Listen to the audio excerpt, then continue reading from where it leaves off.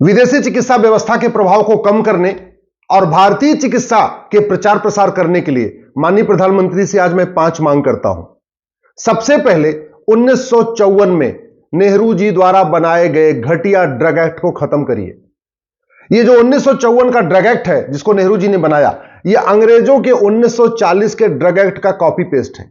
1940 में जो अंग्रेजों ने ड्रग एक्ट बनाया था वो केवल और केवल एलोपैथी का प्रचार प्रसार करने, यानी विदेशी चिकित्सा व्यवस्था का प्रचार प्रसार करने और भारतीय चिकित्सा योग, आयुर्वेद, प्राणायाम, नेचुरोपैथी को खत्म करने के लिए बनाया था।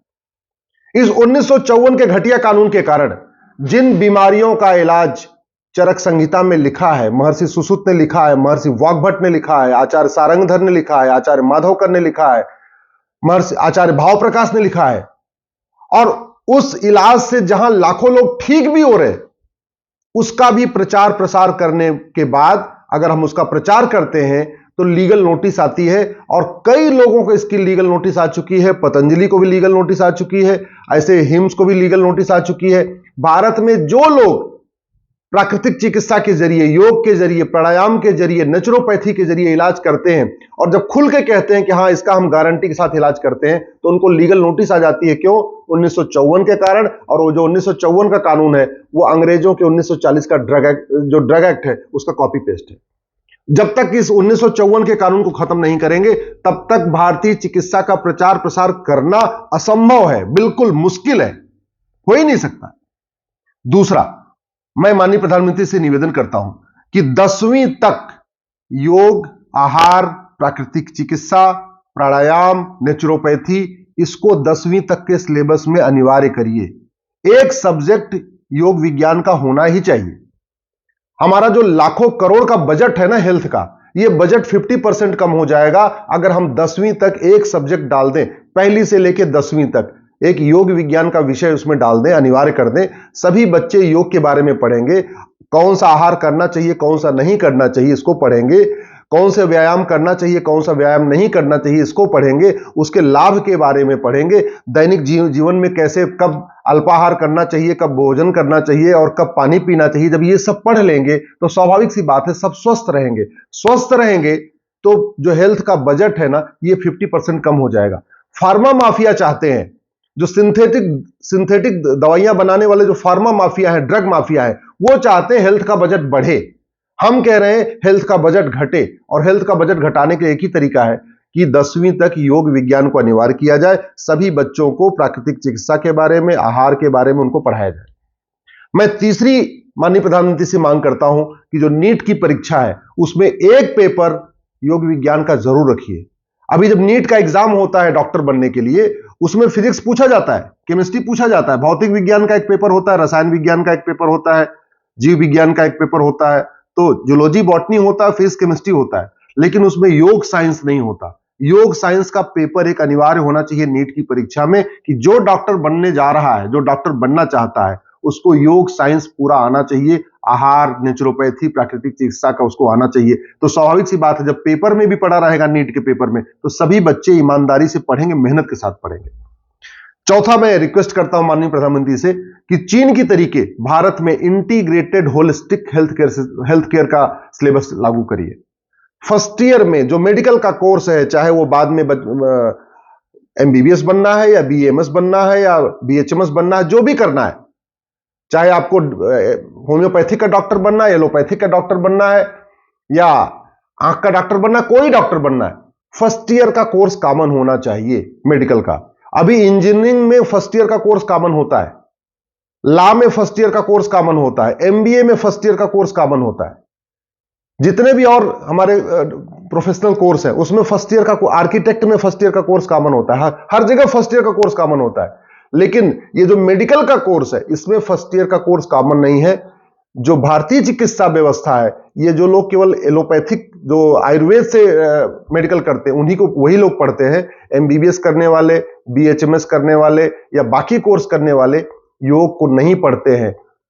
इसलिए मेरा आपसे माननीय प्रधानमंत्री से निवेदन है कि फर्स्ट ईयर में मेडिकल के कोर्स में महर्षि चरक, महर्षि सुश्रुत, महर्षि पतंजलि, महर्षि वाग्भट, आचार्य सारंगधर, आचार्य माधवकर, आचार्य भाव प्रकाश, इन्होंने जो कुछ लिखा हुआ है इसको अनिवार्य रूप से पढ़ाया जाए। चाइना में फर्स्ट ईयर में चाइनीज ट्रेडिशनल मेडिसिन सिस्टम को पढ़ना अनिवार्य होता है, उसका पेपर पास करना अनिवार्य होता है, लेकिन भारत में ऐसी कोई व्यवस्था नहीं है। और नतीजा यह है कि फार्मा कंपनियों ने हमारे पूरे हेल्थ केयर सिस्टम को अपने कब्जे में ले लिया है। और भारतीय चिकित्सा व्यवस्था जो फ्री है, कोई साइड इफेक्ट नहीं है, वो सेकेंडरी बना हुआ है। एक बात याद रखिए माननीय प्रधानमंत्री जी, जब हम एलोपैथी से इलाज कराते हैं तो कई ऐसी बीमारियां हैं जिनका इलाज कराते हैं एलोपैथी से, उसमें साइड इफेक्ट आता है। यानी एक बीमारी का इलाज कराते हैं, एक बीमारी तो ठीक हो जाती है, लेकिन जो दवाइयों का साइड इफेक्ट है उससे दूसरी बीमारी शुरू हो जाती है। जैसे आप अगर मोटापा का इलाज कराइए एलोपैथी में, या डायबिटीज का इलाज कराइए एलोपैथी में, या कोलेस्ट्रॉल का इलाज कराइए एलोपैथी में, इन बीमारियों का इलाज कराते हैं तो इलाज कोलेस्ट्रॉल तो कम होगा, डायबिटीज तो कम होगी, लेकिन साइड इफेक्ट आएगा, कहीं किडनी पे साइड इफेक्ट आएगा, कहीं घुटने पे साइड इफेक्ट आएगा, कहीं और आएगा। वहीं दूसरी तरफ अगर हम योग प्राणायाम आयुर्वेद के जरिए जब इलाज कराते हैं तो एक बीमारी का इलाज कराते हैं और 2-3 बीमारियां पर बोनस में ठीक हो जाती है, अपने आप ठीक हो जाती है। इसका मैं खुद, मेरे पास अनुभव है। मेरे पिताजी का घुटना खराब हो गया, मैंने पूछा एम्स में, उन्होंने बोला जी ट्रांसप्लांट कराना पड़ेगा। राम मनोहर लोहिया में पूछा, उन्होंने बोला ट्रांसप्लांट कराना पड़ेगा। एक और बड़े प्राइवेट हॉस्पिटल में पूछा, बोले ट्रांसप्लांट कराना पड़ेगा। मैं पतंजलि ले गया, हरिद्वार ले गया पिताजी को, 10 दिन के अंदर उनका घुटना ठीक हो गया। और हम इलाज कराने गए थे घुटने का, लेकिन घुटने के साथ साथ उनकी जांघों में बहुत दर्द रहता था, वो ठीक हो गया। उनके कमर में दर्द रहता था, वो भी ठीक हो गया। उनके बैकबोन में दर्द रहता था, वो भी ठीक हो गया। तो हम एक बीमारी का इलाज कराने गए थे घुटने का, और 3 बीमारियां बोनस में ठीक हो गई, कुछ अलग से दवा लेना ही नहीं पड़ा। जो आहार विहार होता है, जो योग प्राणायाम होता है, उसका ये सबसे अच्छा साइड इफेक्ट है। और माननीय प्रधानमंत्री से मैं निवेदन करता हूं कि दिल्ली में Babar road, Humayun road, Tughlaq road, Lodhi road, Ghazni road, Shahjahan road, इनका दिल्ली हमारे देश से कोई लेना देना नहीं है, फिर भी ऐसे वहशी दरिंदों के नाम पे दिल्ली में सड़कें बनी हुई हैं। क्यों ना एक सड़क महर्षि चरक के नाम पे हो, महर्षि सुश्रुत के नाम पे भी एक सड़क हो, महर्षि वाग्भट के नाम पे एक सड़क हो, आचार्य माधवकर के नाम पे एक सड़क हो, आचार्य सारंगधर के नाम पे एक सड़क हो, आचार्य भाव प्रकाश के नाम पे एक सड़क हो। कम से कम पूरा देश दिल्ली आता है, पूरी दुनिया के लोग दिल्ली आते हैं, इंडिया गेट के आसपास घूमते हैं तो उनको तो ऐसे लगता है कि ये तो हम मुगल काल में रह रहे हैं। इंडिया गेट के चारों तरफ की सड़कें बाबर, हुमायूं, तुगलक, गजनी, गोरी, शाहजहां के नाम पे पड़ी हुई है। अरे हमारे इस महर्षियों के नाम पे होगा तो लोग जानेंगे, समझेंगे कि हमारी चिकित्सा व्यवस्था कितनी पुरानी है। और अंतिम रिक्वेस्ट है माननीय प्रधानमंत्री जी, सफदरजंग कोई डॉक्टर नहीं था, फिर भी उसके नाम पे हॉस्पिटल है। मौलाना कलाम डॉक्टर नहीं थे, फिर भी उनके नाम पे हॉस्पिटल है। राम मनोहर लोहिया जी कोई डॉक्टर नहीं थे, फिर भी उनके नाम पे हॉस्पिटल है। मैं आपसे निवेदन करता हूं, महर्षि एक सरकारी हॉस्पिटल का नाम महर्षि चरक पे रखिए, महर्षि सुश्रुत के नाम पे एक सरकारी हॉस्पिटल का नामकरण करिए, महर्षि वाग्भट के नाम पे एक सरकारी हॉस्पिटल का नामकरण करिए, आचार्य सारंगधर के नाम पे भी एक हॉस्पिटल होनी चाहिए, आचार्य माधवकर के नाम पे भी एक हॉस्पिटल होनी चाहिए, आचार्य भाव प्रकाश के नाम पे भी एक हॉस्पिटल होनी चाहिए। तभी तो पता चलेगा भारत के लोगों को और पूरी दुनिया के लोगों को कि ये हमारे आज के 2500 साल पहले, 3000 साल पहले किस तरीके से हमारे यहां हेल्थ केयर सिस्टम था, कैसे कैसे हमारे देश में बड़े बड़े डॉक्टर हुआ करते थे। सबसे आश्चर्य की बात है कि महर्षि धन्वंतरी, जिन्होंने आयुर्वेद को सबसे पहले दिया हमें, महर्षि धन्वंतरी के नाम पे दिल्ली में कोई हॉस्पिटल ही नहीं है, कोई सड़क ही नहीं है। तो ये जो हमारी चिकित्सा व्यवस्था है, ये सेकेंडरी बनी हुई है, कहते नहीं सेकंड क्लास बनी हुई है। और एलोपैथी विदेशी चिकित्सा व्यवस्था फर्स्ट क्लास बैठी हुई है। ये तब ठीक होगी जब सबसे पहले जो गवर्नमेंट हॉस्पिटल है उसमें डॉक्टर्स का रेशियो 50-50 होगा।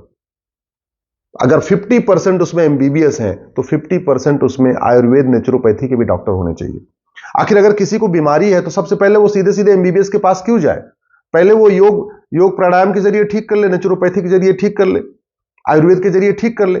अगर उससे ठीक ना हो पाए तब वो जाए एमबीबीएस के पास। अभी तो उल्टा हो रहा है, पहले लोग विदेशी चिकित्सा कराते हैं, जब उससे ठीक नहीं होते हैं फिर भारतीय चिकित्सा कराते हैं। इसको बदलने की जरूरत है। हमारी भारतीय चिकित्सा को हमें सबसे टॉप पे रखना है, विदेशी चिकित्सा को हमें दूसरे नंबर पे रखना है, और नहीं दूसरे तो कम से कम बराबर रखना है। अभी तो भारतीय चिकित्सा ही सबसे नीचे पड़ी हुई है और विदेशी चिकित्सा सबसे ऊपर पड़ी हुई है।